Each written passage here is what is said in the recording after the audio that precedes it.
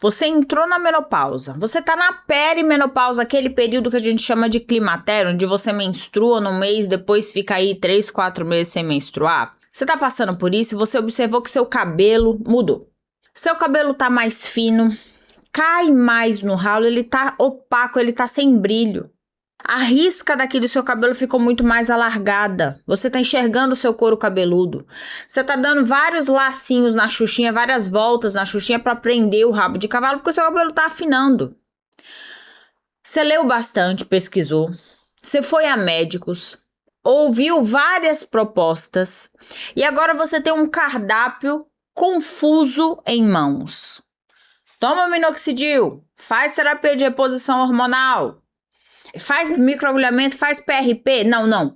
Coloca o chip de testosterona. Você já ouviu uma dessas frases, eu tenho certeza. E a verdade é que nem tudo isso faz sentido, nem tudo isso funciona. E algum desses pontos pode estar te fazendo mal se você já fez uso ou está fazendo. Nos próximos 20, 30 minutos, nem sei quanto vai dar esse vídeo aqui, eu vou te mostrar um mapa completo com o que tem de mais atual na ciência, na literatura médica, nos livros, nos artigos científicos, o que é recomendado de fato. Eu vou trazer para você também o que é marketing. E o mais importante, o que é perigoso, Vou trazer para você aqui o que ninguém tá te ensinando sobre o cuidado com o seu cabelo, com o fio do seu cabelo, com a haste do seu cabelo. Isso daí, gente, é 50% de um bom resultado quando a gente fala no tratamento do cabelo.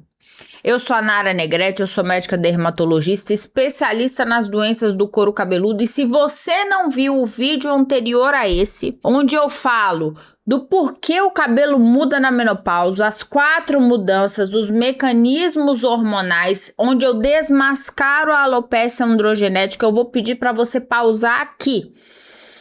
Porque um vídeo complementa o outro. Lá eu falo do diagnóstico. Aqui a gente vai focar em tratamento. Mas antes de mais nada, eu quero falar para você o seguinte. Eu não tenho conflito de interesse nenhum. Ninguém me patrocina. Os produtos que eu vou falar aqui são produtos que eu trago da minha prática clínica, que é medicina baseada em evidência, ok? Certo? Zero achismo, zero charlatanismo, tá? Então, eu não tô querendo te vender absolutamente nada. Eu quero que você entenda toda a linha de raciocínio, pegando o vídeo anterior do diagnóstico e juntando aqui agora com o tratamento do cabelo na menopausa. Você já se inscreveu no canal? Se você não se inscreveu no canal, então esse é o momento e bora começar.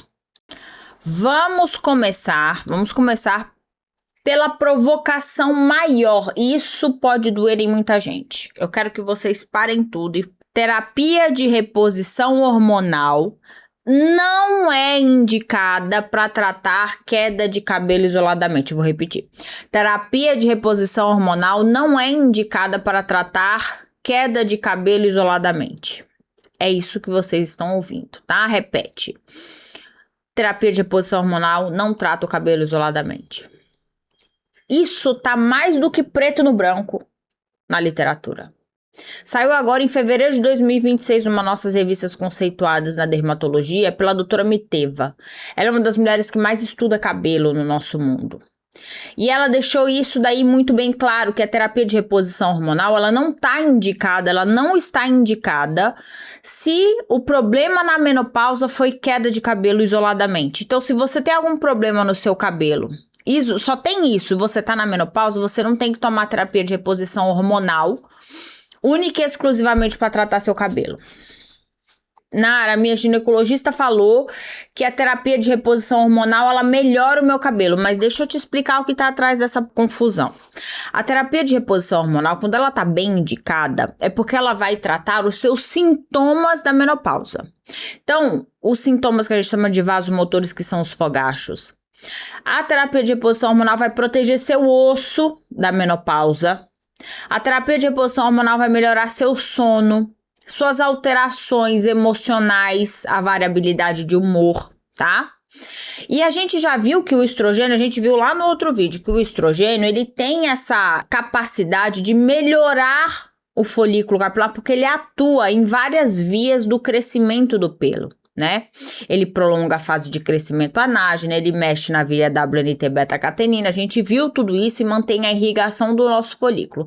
Na teoria, a reposição deveria ajudar o pelo, mas na prática, e quando a gente fala prática, a gente tem que fazer busca de recursos na literatura. A literatura mostra uma evidência muito limitada.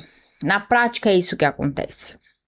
Então, tenho pequenos estudos que mostram melhora do cabelo quando a pessoa está usando a terapia de reposição hormonal em alguns subgrupos selecionados, mas eu não tenho nenhum estudo randomizado grande, com alta qualidade, que mostre esse benefício robusto da terapia de reposição hormonal quando o paciente tem queda de cabelo, quando a gente tem sintoma no cabelo. Ou seja, presta atenção, se você está na menopausa e você tem todos os sintomas da menopausa, todos os sintomas, você tem indicação da terapia de reposição hormonal e você vai ver benefício nisso, tá? Agora, se você não tem os sintomas da menopausa e você tem só os sintomas no cabelo, não tá indicada a terapia de reposição hormonal. Porque a gente já viu que os efeitos do estrogênio no cabelo, na teoria, seriam maravilhosos, mas na prática a gente não vê uma melhora exuberante. A gente não vê melhora disso. Entenderam? É frustrante, eu sei. Agora eu vou para outro tópico. Esse outro tópico é o que eu vejo demais na prática. Eu vejo muito, é a máxima atenção, porque eu vejo isso todo santo dia, tá? Testosterona sistêmica é contraindicada em mulher. Não é opinião minha, tá? É posição da Sociedade Americana de Endocrinologia, do Colégio Americano de Ginecologia. Vocês entenderam? Não é? É do consenso global de menopausa. Não é o que eu tô achando, entendeu? A testosterona oral, ela não deve ser usada em mulher porque piora perfil lipídico, colesterol total, as frações do colesterol, os triglicerídeos, e ela aumenta o risco cardiovascular. Gravou isso? Então, testosterona sistêmica oral, tomou testosterona, aumenta risco cardiovascular porque mexe no nosso perfil do colesterol, ponto. A testosterona em implante, aquela que o paciente vai numa clínica e aí coloca aquela pastilha subcutânea, ela não é recomendada porque ela produz níveis que são suprafisiológicos, níveis que são acima do normal, ou seja, níveis que na mulher não existiriam em condições normais, porque nós somos mulheres, nós temos o quê?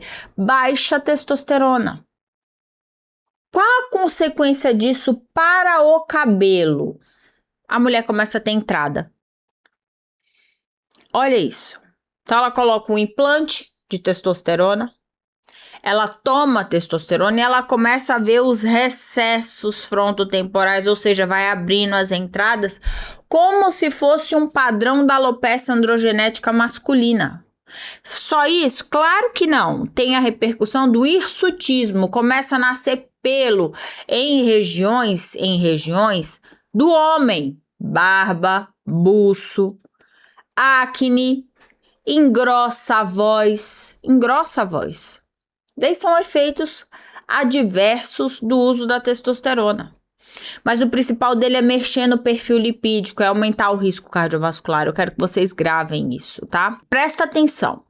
Uma mulher pós-menopausa, já entrou na menopausa, e que ela tá fazendo uso do implante de testosterona porque ela quer melhorar a energia, ela quer melhorar a libido, ela quer melhorar o corpo dela. Depois ela observa que tá tendo as entradas, a queda de cabelo, o afinamento, a rarefação, não é da menopausa, é de quê? É da testosterona que tá no nível suprafisiológico. O único formato de testosterona aceitável na mulher, e ainda assim sob supervisão ginecológica, tem que ter o ginecologista pertinho, próximo, monitorização laboratorial contínua e sempre dose mínima, tá? É o transdérmico ou tópico, é o gelzinho. Mesmo assim, a gente levanta as orelhas o tempo inteiro, tá? Mesmo assim, não é aprovado no Brasil. Não é aprovado. Essas formulações manipuladas na farmácia, a gente tem que tomar um cuidado, porque a gente não sabe se a dose que a gente prescreveu é a mesma que está no adesivo. Então, pode ter uma variabilidade. E se alguém te oferecer um implante de testosterona para melhorar o seu bem-estar, você tem que questionar, porque eu já tô te falando aqui os riscos da testosterona.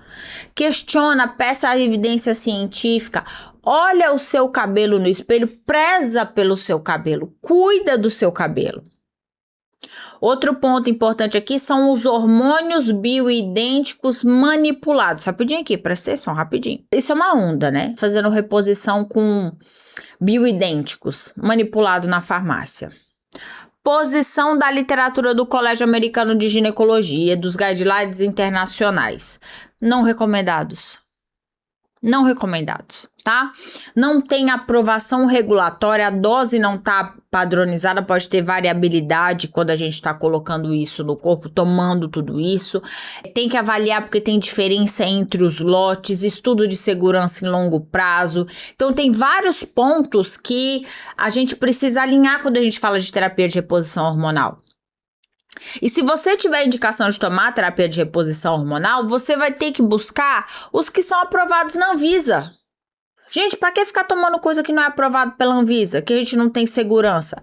Faz o que é o correto. Se você precisa disso, hormônio registrado na Anvisa.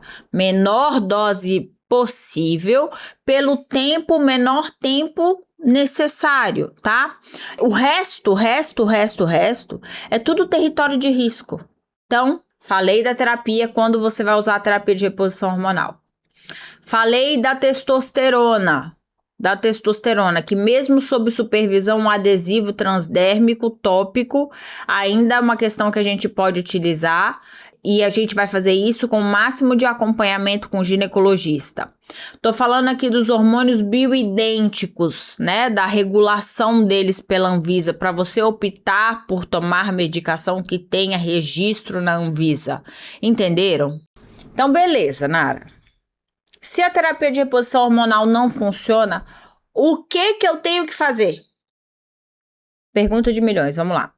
A literatura ela é muito clara, tem uma hierarquia, tem passos que você deve seguir, eu vou te dar essa ordem. Primeira linha é o minoxidil. Minoxidil é o tratamento de primeira linha e ponto final. É um medicamento que ele é aprovado pelo FDA, tá? Para queda de cabelo feminina. Eu tenho 2 apresentações, eu já falei isso em outros vídeos. Tem o minoxidil tópico a 5%, que as mulheres usam 2 vezes por dia, não é uma vez por dia, são 2 vezes por dia. Colocar direto sobre o couro cabeludo, não é ficar passando assim nos fios, né? Para colocar direto no couro cabeludo. E eu tenho outra apresentação que é o minoxidil oral, em dose baixa, tá? De 0,5 a 2,5 miligramas por dia. Eu vou aumentando essa dose gradualmente. Gente, o minoxidil oral, ele foi uma revolução quando a gente fala do tratamento de queda de cabelo, quando a gente fala das doenças do couro cabeludo nos últimos 5 anos. Quando ele é bem indicado, sob supervisão médica, quando a gente faz monitoramento da pressão arterial, ele é eficaz e seguro, ponto. Como que o minoxidil ele atua? Ele atua prolongando a fase de crescimento do nosso fio, que é a fase anágena. Ele aumenta o calibre do fio, melhora a microcirculação do couro cabeludo. Não é hormonal o negócio, entendeu? Então o minoxidil põe todos os cabelos para crescer. Ele não interfere no eixo hormonal da menopausa em si. Falei da hierarquia. O primeiro passo do minoxidil, ele é a base. Sem ele a gente não consegue construir absolutamente nada. Quais são os efeitos adversos? Do tópico, a maior parte é irritação no couro cabeludo, pode dar dermatite de contato. Então fica coçando, pode ficar vermelho, entendeu? O couro cabeludo. Quando a gente fala do minoxidil oral, o principal efeito adverso é a hipertricose, ou seja, nascer pelo. Nascer pelo onde vai nascer em todo canto, cílio, sobrancelha, no braço, no rosto, no buço, entendeu? Óbvio que como o minoxidil é um antihipertensivo, a gente tem que tomar cuidado também com o quê? Com a pressão dessas pessoas, que pode dar uma queda uma baixa na pressão, a gente chama de hipotensão. Algumas pessoas podem ter palpitações. Então, assim, não é uma medicação para você, tô vendo esse vídeo, eu vou começar a usar minoxidil já. Não é para você fazer isso sozinha. Não é, por quê? Porque a gente precisa de uma dose ajustada. Então, eu começo com uma dose. Para uma pessoa pode ser 0,5 miligrama, para outra pessoa pode ser 1, para outra vai ter que ser 2,5. Entendeu? Então, não é para você começar sozinha, tem que ter acompanhamento. Tá bom? Então, a primeira linha, minoxidil. A segunda linha são os antiandrógenos e os inibidores da 5-alfa-redutase. Quando a gente está usando minoxidil, a gente acrescenta essas outras classes de medicação. Então, eu começo falando para vocês da espironolactona, que é outro diurético, tá? Que é outra medicação para pressão. Mas ela tem um efeito muito importante no folículo porque ela tapa o receptor androgênico no folículo piloso. E tudo que a gente quer é bloquear a ação da testosterona no cabelo. Tá? Por quê? Porque a testosterona é transformada em dihidrotestosterona e ela faz o quê? O cabelo cair e o cabelo afinar. Então, eu tenho que bloquear isso de toda forma. A espironolactona, eu começo com 100 miligramas e eu posso ir até 200 miligramas. 200 miligramas. Quais são os efeitos adversos possíveis? Dor na mama quando a gente vai menstruar, que a gente fica com o peito dolorido. Dor na mama. Pode ter irregularidade menstrual, ter escape menstrual. A pessoa pode ter hipotensão, aquelas baixas de pressão. Pode ir mais vezes no banheiro porque é um diurético. Pode ter distúrbio do potássio, porque ela é um poupador de potássio. Então, não é pra você tomar espironolactona da sua cabeça. Precisa de acompanhamento, não tem jeito, tá? Outro antiandrogênico que a gente usa, que é o inibidor de 5-alfa-redutase, que é a finasterida. A finasterida de 1 miligrama, usada em homem para calvície, não se mostrou eficaz para as mulheres pós-menopausa no estudo ensaio clínico randomizado. Então, para mulheres pós-menopausadas, a dose da finasterida é de 2,5 a 5 miligramas por dia, tá? Agora, presta atenção, se você receber, por exemplo, toma aqui uma finasterida de 1 miligrama, você tá na pós-menopausa, você tá menopausada, você já sabe que você tá tomando subdose da medicação, tá? Outro inibidor de 5-alfa-redutase é a dutasterida. A dutasterida, ela inibe as duas alfa-redutases, as duas enzimas 5-alfa-redutase, então ela é mais específica nesse sentido. A gente reserva para os casos que são mais resistentes, tá? Tem dados na literatura que ainda são limitantes, falta ainda mais dados na literatura, mas o que a gente tem sobre dutasterida é muito promissor, tá? Ainda tem outros dois antiandrogênicos, que é a flutamida e a bicalutamida, tá? São dois antiandrogênicos que são potentes, mais potentes que a espironolactona e a finasterida. Nossa, Nara, mas se eles são mais potentes, por que eu não uso isso? Por quê? Porque eles têm toxicidade hepática. Tá? Então, eles são tóxicos pro fígado. Tem gente que vai usar sob supervisão rigorosa, Então, se de cara você foi no médico, o médico te prescreveu flutamida ou bicalutamida, você já levanta suas orelhas e fala assim, nossa, mas isso daí não é em casos selecionados, não é para todo mundo, então fica com aquela dúvida, questiona, tá? Sabendo do potencial de toxicidade hepático, tá bom? Quando eu tenho minoxidil primeira linha, segunda linha, os antiandrógenos e inibidores da 5-alfa-redutase, o que mais a gente acrescenta? O que a gente acrescenta? A gente acrescenta microagulhamento. Já falei do microagulhamento aqui, porque ele estimula fatores de crescimento no local, melhora a absorção do minoxidil, estimula a via WNT-beta-catenina. Então, eu tenho um folículo bem trabalhado quando a gente fala do microagulhamento, e são sessões mensais, tá? Outra coisa que a gente pode usar, mas que ainda carece de estudo e padronização, é o plasma rico em plaqueta, o PRP. Não, plasma rico em plaquetas só está autorizado no nosso país a regulamentação do plasma rico em plaquetas nas universidades, nos ambientes acadêmicos, ou seja, ainda falta estudo para a gente poder validar isso no consultório do médico para ele poder fazer, tá bom? Não tem padronização. Outra coisa que a gente acrescenta ao minoxidil, os antiandrogênicos, os inibidores da 5-alfa-redutase: laser fracionado não ablativo e fotobiomodulação com laser de baixa intensidade. É a famosa touca de LED. Ou a touquinha de LED ou o capacete que tem os dentinhos que a gente coloca, e o uso é diário, Ficam alguns minutos todos os dias em contato com a sua cabeça. Todos esses adjuvantes, eles não vão substituir o tratamento de base. Lembra da hierarquia, minoxidil e antiandrógenos, inibidores da 5-alfa-redutase. Mas eles potencializam o resultado, eles têm uma melhora mais importante, mais exuberante quando eles estão juntos no tratamento do cabelo pós-menopausa.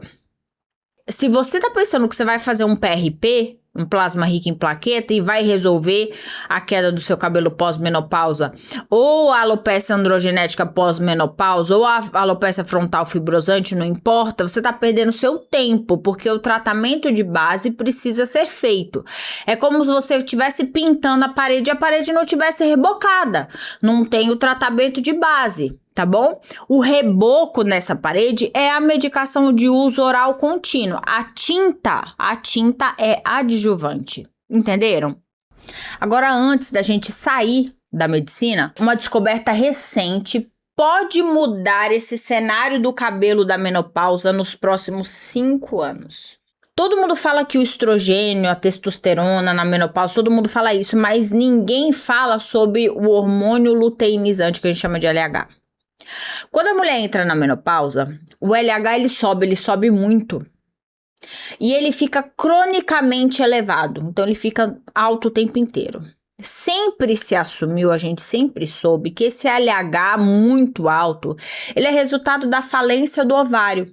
Porque o cérebro grita pro ovário, só que ele não consegue responder e ele deixa esse LH lá em cima. Tem pesquisas recentes falando que esse LH elevado, cronicamente elevado, ele não é uma coisa neutra para o folículo, para o nosso cabelo. Não é. Parece que ele se liga nos receptores do folículo, da fábrica do pelo. Ele ativa alguns canais iônicos e permite um influxo, a entrada de cálcio para as células do cabelo, do folículo piloso. Esse cálcio em excesso, ele desencadeia uma série de espécies reativas de oxigênio. São radicais livres. E esses radicais livres, eles levam ao que a gente chama de senescência celular, ou seja, eles levam para o envelhecimento do nosso cabelo. Vocês entenderam? O LH muito alto permite que cálcio entre na célula, o cálcio ativa a formação dos radicais livres, e aí eu tenho a senescência celular, ou seja, um dos mecanismos do envelhecimento do folículo piloso. Para que isso importa? Isso importa porque em algumas mulheres que estão fazendo a terapia de reposição hormonal toda certinha, observa o cabelo envelhecendo. Isso pode ser a resposta, pode, porque ainda tem muito estudo, pode ser a resposta para as nossas perguntas, entendeu? Esse gatilho dos radicais livres e esse envelhecimento do cabelo, porque a reposição hormonal não corrige isso. Vocês entenderam? E assim, o nosso objetivo para a gente tratar é impedir o envelhecimento celular, isso em tudo no nosso corpo, né? Então, pode ser que mais pra frente a gente encontre os antagonistas do hormônio luteinizante. Aí vai ajudar a proteger o cabelo, por exemplo, né? Esse envelhecimento capilar, né? Mas por enquanto, o que isso muda na sua vida? Muda que você deve ter um hábito antioxidante. Ou seja, uma dieta rica em verduras, fibras, menos industrializados. Fazer exercício, dormir direito, ou seja, ter um estilo de vida muito bom, que seja antioxidante. Isso a gente já sabe, não é balela, não é papo furado. Isso a gente sabe que tem um impacto na nossa qualidade de vida e isso inclui a qualidade do nosso cabelo. Não é papo furado de jeito nenhum, isso aqui é ciência. Agora vamos falar o que ninguém te explica direitinho. que é 50% do cabelo pós-menopausa, tá? Que é a saúde do fio, da haste do cabelo, não só o folículo. Aqui tem um dado científico que ninguém te contou, que a queda dos níveis de estrogênio, ela atua diretamente na hidratação do couro cabeludo, das hastes do fio do seu cabelo. Então, não é que você tá doida. Quando cai o estrogênio, existe um ressecamento dos fios. Porque o estrogênio, ele mantém água, hidratação intrínseca no seu fio. Quando eu tenho baixa dele, o seu fio fica o quê? Fica extremamente seco. E vem mais uma coisa, a menopausa deixa o cabelo muito mais fino e muito mais frágil. Resultado, não é vaidade, não é que você tá querendo, não é. É fragilidade mecânica real, tá acontecendo, o seu cabelo tá mais frágil mesmo, ele tá se quebrando. Então eles têm consequências que são práticas, o fio quebra mais fácil, ele tolera muito menos química e calor, e responde muito pior à tração mecânica. Vejam só como o fio fica muito mais fragilizado. Não é impressão minha. Então, por mais que você esteja tratando corretamente com minoxidil, antiandrogênios, inibidores da 5-alfa-redutase, se você não cuidar da haste do seu cabelo, o resultado é ruim, gente. O resultado é ruim. 50% não está sendo feito, entendeu? Você tem menos densidade, e o pouco que você tem está machucado, tá castigado, tá mastigado. Então eu vou te falar 3 cuidados, na verdade 3 pilares para você investir no cuidado do seu cabelo. O primeiro pilar é a hidratação e nutrição da haste. O segundo pilar é a proteção mecânica. E o terceiro pilar é a nutrição sistêmica. Então vamos começar com o primeiro pilar, que é a hidratação e nutrição da haste. A haste, o fio, precisa de hidratação. Não é opcional, você tem que fazer essa hidratação. Então, produtos hidratantes específicos para o cabelo pós-menopausa, um cabelo maduro. São produtos onde a gente busca na cosmética óleos vegetais, argan, jojoba. Entendeu? Produtos que tenham proteínas hidrolisadas, produtos que tenham ceramidas, esses ingredientes são fundamentais porque se perdeu na haste do seu fio quando o estrogênio foi embora. Na prática, a rotina de base é você fazer uma limpeza, uma lavagem espaçada. Muita mulher diz que fala assim, eu lavo meu cabelo todo dia porque ele é oleoso. Se o cabelo tá na menopausa, raramente isso é verdade, porque o cabelo produz muito menos sebo e o cabelo fica muito menos oleoso de fato. Ele tende a ficar mais seco, mais poroso. Mas o que você vai fazer? Você vai lavar pelo menos 3 vezes na semana. E você vai priorizar na limpeza os agentes surfactantes, os detergentes, que sejam mais suaves, entendeu? Que tenham pHs mais altos, com sulfatos que não sejam tão agressivos, para fazer uma limpeza que seja delicada. Porque assim, a gente tem vários tipos de detergente nos shampoos, os que limpam muito, os que limpam médio, os que não limpam tanto. Você vai ter que entrar nos que limpam médio, entendeu? Que são os surfactantes que tem o pH que é mais fisiológico, próximo aí de 5,5 por aí, tá?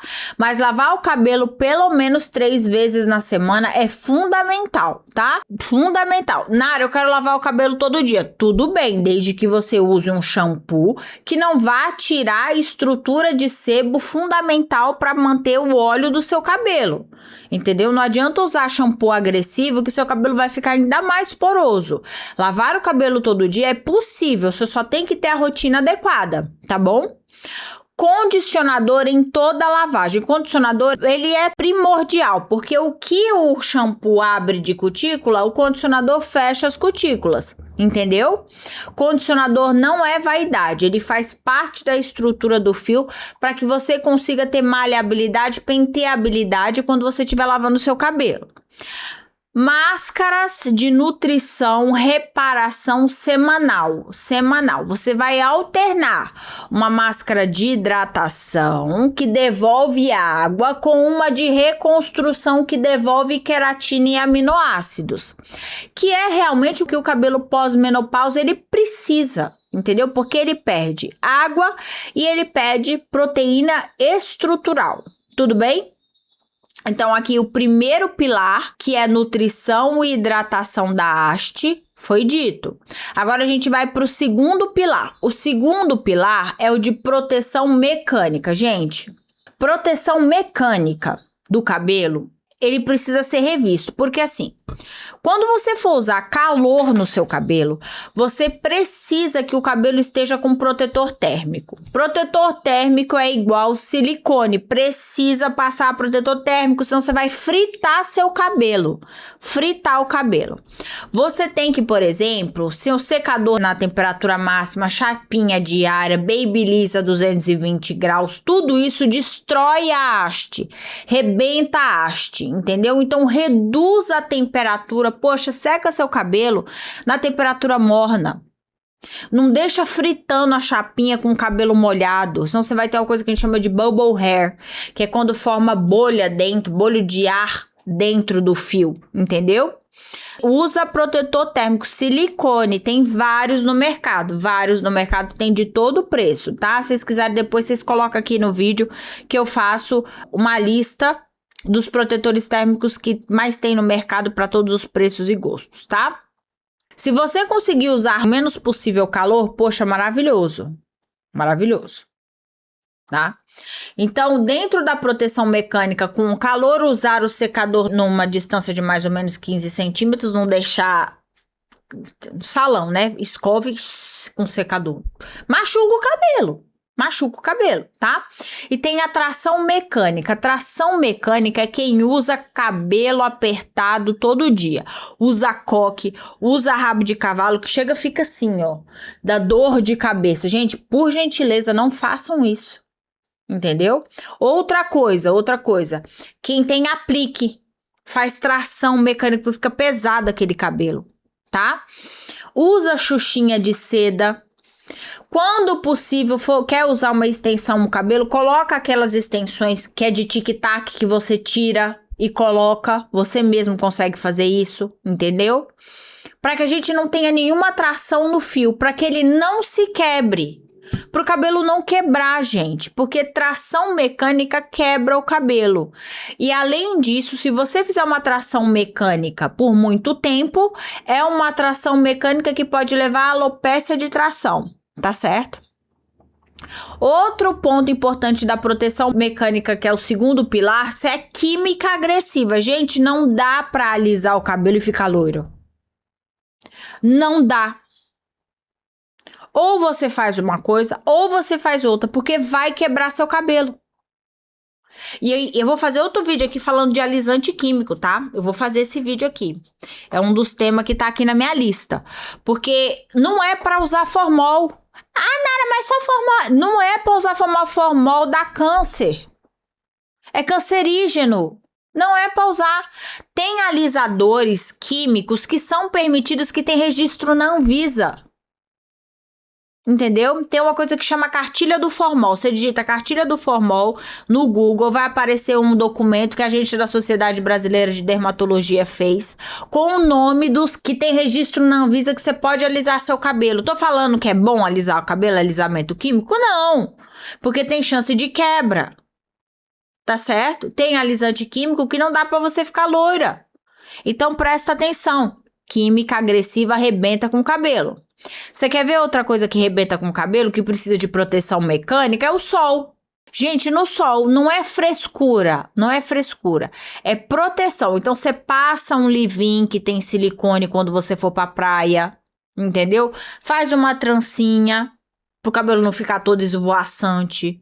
Oxida a melanina, o sol. Deixa a haste muito mais ressecada. E tudo isso pode fazer com que o quê? Aconteça a quebra do cabelo. Certo? Vamos para o terceiro pilar, que é a nutrição sistêmica. É o pilar que a conta fecha, tá bom?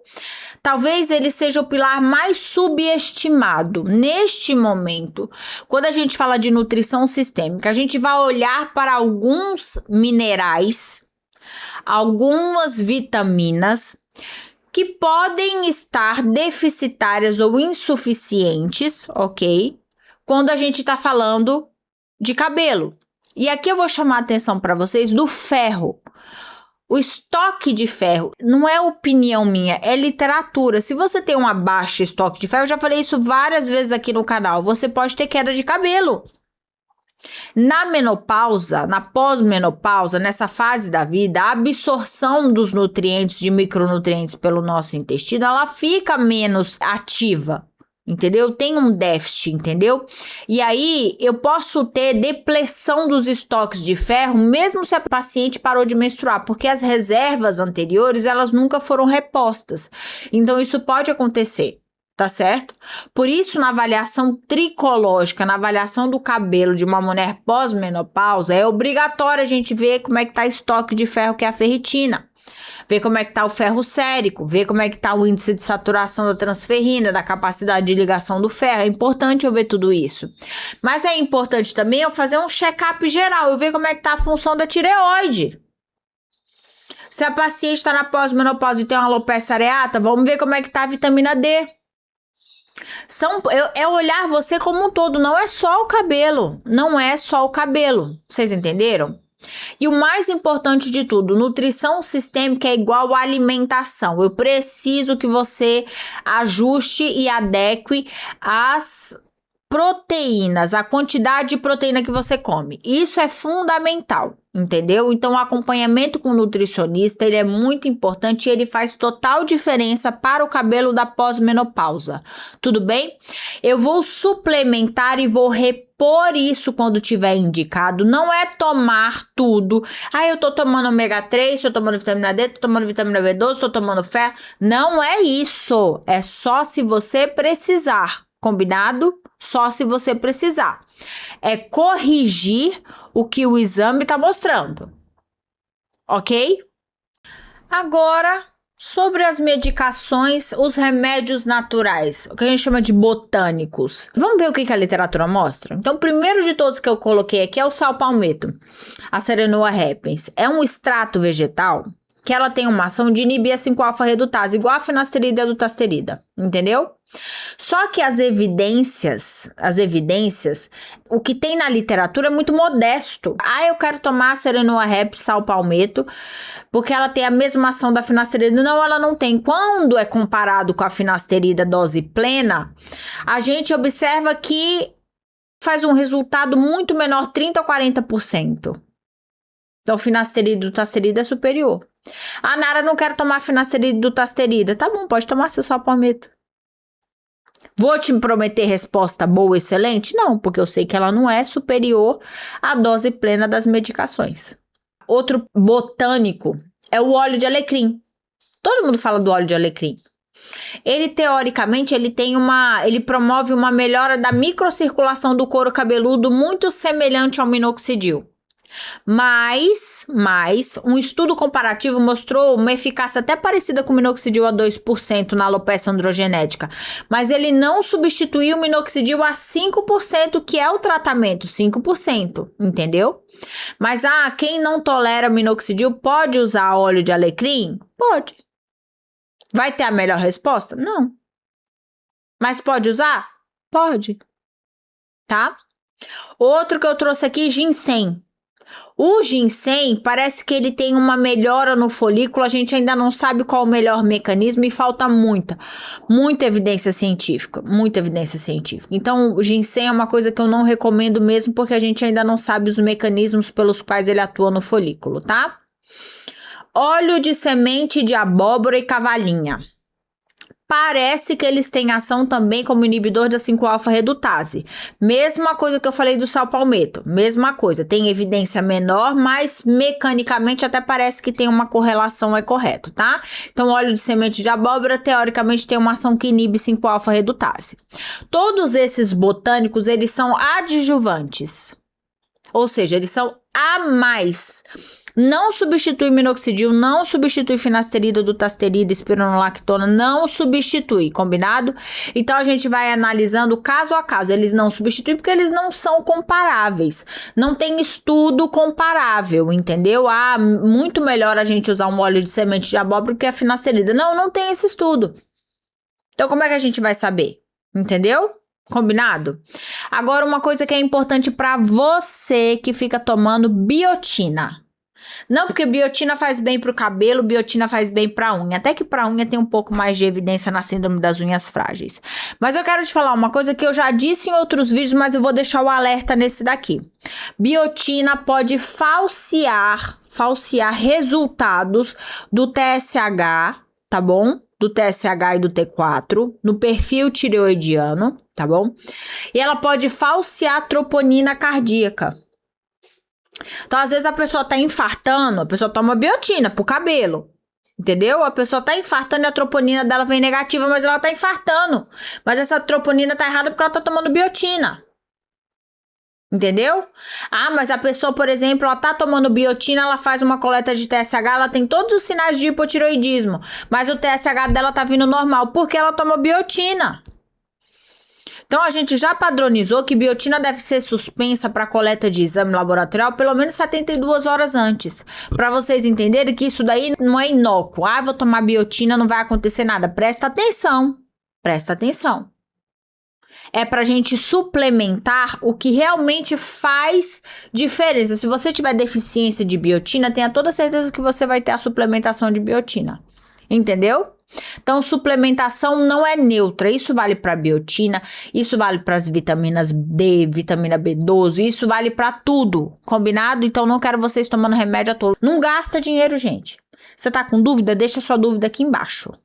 Então, antes de fechar, quais são os erros mais comuns que eu vejo na minha prática? Então, o primeiro erro é você usar a terapia de reposição hormonal só por conta do seu cabelo. Já falei aqui, não funciona bem. E você pode assumir outros riscos na sua vida. Risco cardiovascular, risco de câncer de mama, risco de trombose, sem ter um ganho estrutural tão importante. Esse é o primeiro erro.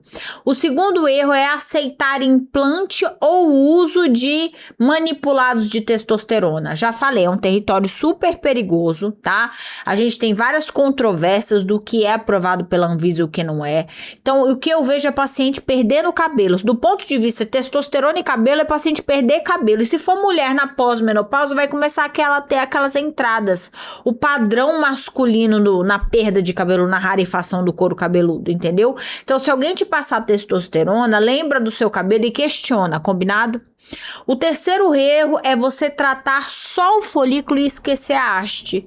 Foi o que a gente falou aqui da nutrição, da proteção mecânica, da nutrição sistêmica, os 3 pilares que eu falei pra vocês. Então, assim, tem gente que tá usando minoxidil, antiandrogênico e tudo mais, mas tá errando na hora de usar o shampoo, o condicionador e a máscara. Tá errando de querer fazer chapinha todo dia, tá errando porque tá fazendo progressiva com formol, progressiva a cada 3 meses. Então aí não adianta você usar minoxidil, não adianta você usar antiandrogênicos, inibidores da 5-alfa-redutase, nem nada do tipo, porque você tá errando na hora de cuidar do seu cabelo. Naqueles pilares que eu já falei aqui. E o quarto erro mais comum é procrastinar. Alopecia androgenética, alopecia em padrão, nas mulheres pós-menopausa, ela é progressiva de toda forma. Entendeu? Quanto antes você fizer o diagnóstico e começar a tratar, melhor é a resposta, porque a gente para a doença. E aí eu vejo se eu consigo recuperar cabelo novo. Vocês entenderam? Não pode procrastinar, tem que tratar. Então, fechando, o que eu te trouxe aqui? Eu te trouxe aqui a hierarquia da coisa, o tratamento medicamentoso para o folículo. Minoxidil como base, antiandrogênicos, inibidores da 5-alfa-redutase. Somando tudo isso, a gente coloca os adjuvantes, microagulhamento, principalmente intradermoterapia, laser, LED, isso principalmente que tem evidência científica. Não tratamento, quando você tiver o problema o cabelo da menopausa único e exclusivamente, não é indicação de terapia de reposição hormonal. Não é para usar testosterona sistêmica. Cuidado com os bioidênticos manipulados. Já falei aqui para vocês. Flutamida como primeira opção. Finasterida em subdose. Combinado? Outro ponto que eu trouxe para vocês é o cuidado com a haste, o cuidado com o seu cabelo, que tem aqueles 3 pilares: hidratação e nutrição da haste, proteção mecânica e nutrição sistêmica. Não esquecer do ferro, não esquecer da vitamina D quando tiver queda de cabelo do tipo em placas, entendeu? Estilo de vida não é balela, não é frescura. Fazer exercício, dormir bem, comer bem, uma dieta que é anti-inflamatória, controlar glicemia, entendeu? Controlar estresse, procurar uma vida mais saudável é fundamental, fundamental. Se você se reconheceu, se você tá passando pela menopausa, se o seu cabelo já começou a mudar, eu vou te fazer uma proposta. Sabe? Eu vou te desafiar a agendar uma consulta com um médico dermatologista, especialista nas doenças do couro cabeludo em 30 dias. Não importa se é comigo, mas tem que ser com um médico que tem especialidade, é um dermatologista mesmo, dermatologista, com RQE, Registro de Qualificação de Especialista, tá? Que entende do couro cabeludo para poder te ajudar, para você começar o tratamento adequado quanto antes e começar a cuidar da haste do seu cabelo em paralelo. Não pode esquecer disso. Não adianta só tomar o remédio, tem que cuidar da haste, tá? Eu atendo aqui em São Paulo, capital, no bairro da Bela Vista, na frente do Sírio-Libanês. E eu sempre deixo reservado algumas vagas das pessoas que vêm desse vídeo, das mulheres pós-menopausa que vêm desse vídeo, para que elas consigam atendimento, tratamento e consulta comigo. Tá bom? Eu te desafio, 30 dias para você conseguir cuidar do seu cabelo. Para você se reconhecer novamente. Não é porque você tá na pós-menopausa que você vai deixar de lado o seu cabelo, que é uma coisa tão importante. Cabelo não é vaidade, é saúde, é autoestima. É importante você entender que é tratável. Só precisa fazer o diagnóstico e o tratamento o quanto antes. Combinado? Deixa aqui as suas dúvidas, os seus comentários, o que você já fez, funcionou para você, não funcionou? Eu leio todos os comentários e eles são muito importantes porque eles viram tema para os próximos vídeos. Combinado? Eu te vejo no próximo vídeo.